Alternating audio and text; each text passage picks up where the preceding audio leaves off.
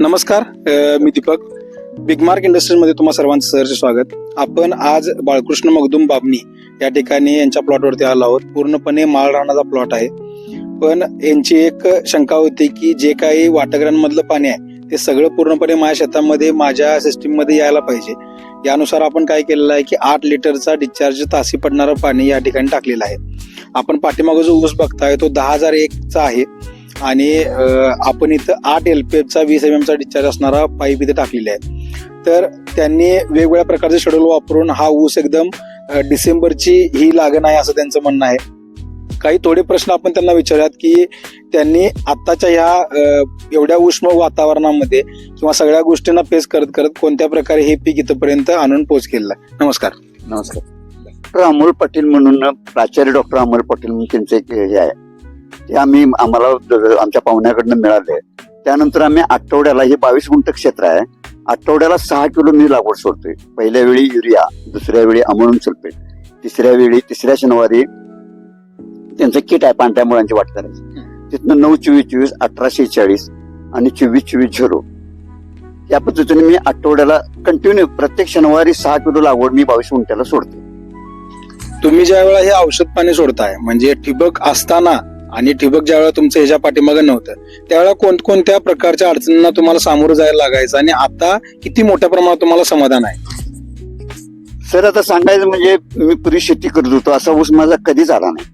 पण आता काय झालं तुमच्याकडनं ते आम्हाला 20 mm ची पाईप मिळाली आणि आम्ही ठिबक केलं. आमच्या भाऊकीने जयराम मगदूम, विक्रम बाबर यांनी आम्हाला ते ठिबक करायचं म्हणून सांगितलं. खाली आमची 10ची मोटर आहे आणि अंतर 3,500-4,000 फूट आहे. मग आम्ही तुमच्याकडे डिपार्टमेंटकडे गेलो त्यावेळी त्यांनी सांगितले 10च्या मोटरचं पाणी खपत नाही. त्यांना काही उलमट मी बोललो असेल त्यावेळी, सॉरी. पण 20 mm ची पाईप टाकल्यामुळं मला आठवड्यातनं एकदाच मी पाणी देते. पण भरणी केल्यानंतर माझी जमीन 4 फूट भरावायची असल्यामुळं मला ते पाणी कमी पडायला असं वाटलं म्हणून मी आज तुम्हाला इथं बोलवलंय. आठवड्यातून एक दिवस मी मोटर चालू करतोय. 3 ते 4 तास पाणी सोडतोय. आता पहिलं 1च तास पाणी सोडत होतो. लागवड सोडायच्या अगोदर अर्धा तास पाणी सोडायचं.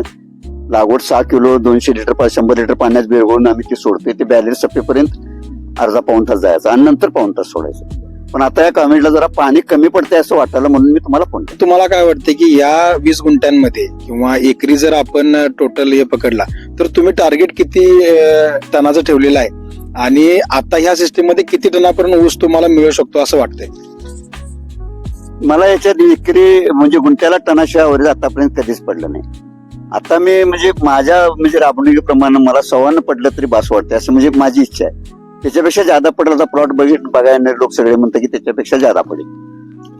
100% 4 महिन्याचा प्लॉट बघता किंवा त्याचा निरोगीपणा बघता ज्या आताच्या ह्या टेम्परेचर मध्ये जसा ऊस आलेला आहे त्यानुसार आपण 100% एकरी 100 टनाच्या हिशोबाकडे आपण जाऊयात. पण बाकीचे काही वातावरण बघता आपल्याला एकरी 2 टनापर्यंत म्हणजे 80 टनापर्यंत जरी उत्पन्न मिळालं तरी आपण त्यामध्ये पूर्णपणे समाधान राहावं असं मला वाटतं तुमच्या बोलण्यामधून.